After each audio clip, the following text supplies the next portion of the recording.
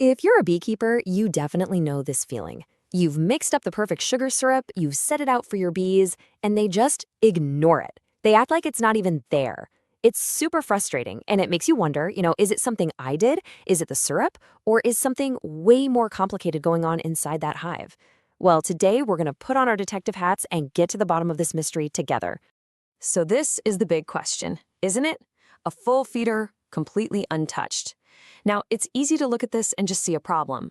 But what if I told you it's actually a message? Your bees are communicating with you, and our job is to crack that code and figure out what they're trying to say. All right, so here's our game plan. We're going to follow a really clear path to solve this thing. First, we'll look at the most obvious piece of evidence, the syrup itself. Then we're going to look for clues inside the hive, checking out the colony's health.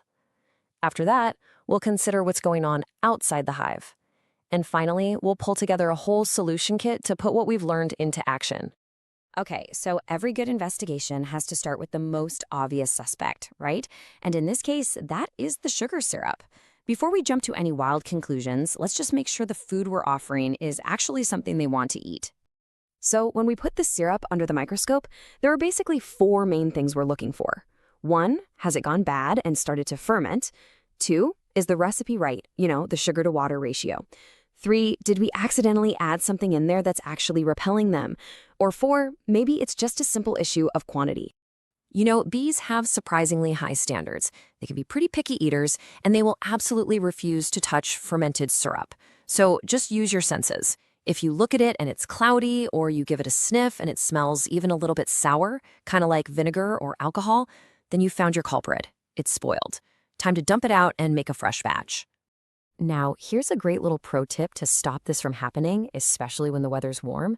If you add just a tiny bit of apple cider vinegar or even a pinch of cinnamon to your fresh syrup, it can seriously slow down that fermentation process, keeping it fresher for a lot longer. And there are a couple of other common mistakes that can turn your bees away. First, if the syrup is too watery, we're talking less than 50% sugar, they might just ignore it because it's not worth the energy to them. And you've got to be really careful with additives. While something like thymol can be great for mite control, if you put too much of it in the feed, it basically acts as a powerful repellent. The bees will just stay far away. Okay, so let's say you've checked your syrup, it's fresh, the concentration is perfect, everything's good to go. What's next? Well, now we have to look past the feeder and get to the heart of the matter, the health and the status of the colony itself. A lack of appetite can be a huge red flag that points to some pretty serious issues inside the hive. So we're looking for clues. Are there signs of sickness or disease? Is the population just too small and weak? Is there a problem with the queen? Maybe she's missing? Or is the whole workforce of the hive just totally out of balance? Just think about it like this. When you're sick, the last thing you feel like doing is eating a big meal, right? Well, it's pretty much the same for bees. A sick or a weak colony just doesn't have the energy or the motivation to go to a feeder. So that uneaten syrup, it isn't the problem. It's a symptom of a much bigger issue that we need to figure out. Now, to understand our next clue, we need a super quick lesson in bee jobs. A healthy, bustling hive has a balanced workforce. You've got your young nurse bees who stay inside and take care of the babies, and then you have your older, more experienced forager bees. They're the experts at going out, finding food, and bringing it back home. And that balance is absolutely critical. If your colony is packed with young bees, but for some reason it's lost its experienced foragers, well, those young bees might not even know how to use the feeder properly. They can struggle to get to the syrup, and you might even see them drowning in it. If you see a lot of drowned bees, that's a huge clue that your workforce is dangerously out of whack. Okay, we've checked the syrup and we've inspected the colony. Now it's time to zoom out a bit and investigate the external factors, things like the environment around the hive and even the equipment we're using. There are two major external factors that can shut down feeding completely. And they're both pretty simple to check, but also really easy to overlook. We're talking about the weather and the cleanliness of your feeder. This one is a hard and fast rule. If the temperature outside drops below 10 degrees Celsius, that's about 50 degrees Fahrenheit, the bees are going to be really reluctant to leave the warmth of their cluster, especially to go to an external feeder. It's just too cold for them to make the trip. And just like they avoid spoiled food, bees will avoid a dirty feeder. If a feeder is full of drowned bees from the last time you fed them, the other bees will often just refuse to use it. Keeping your equipment clean isn't just a good idea, it's absolutely essential for successful feeding. All right, we've done our diagnosis, we've gathered our clues, and now it is time to take action.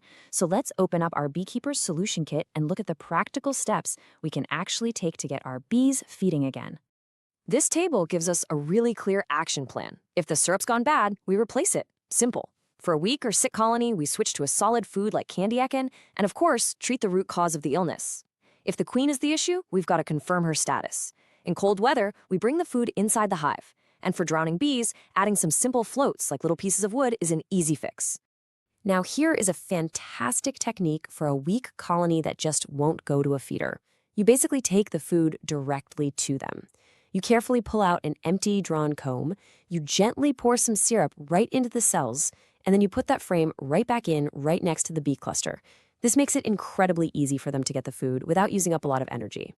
And don't forget these other powerful options, especially for a colony that's struggling. Solid sugar candy is often much easier for weak bees to eat. Even better, if you have another strong, healthy hive, you can give the weak one a frame of capped honey. That's nature's perfect food.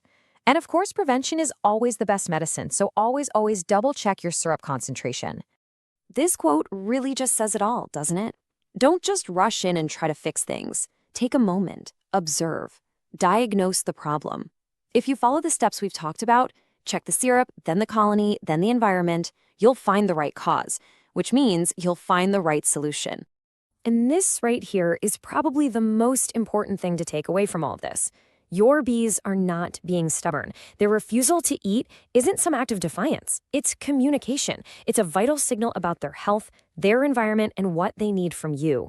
Our most important job as beekeepers is to learn how to listen.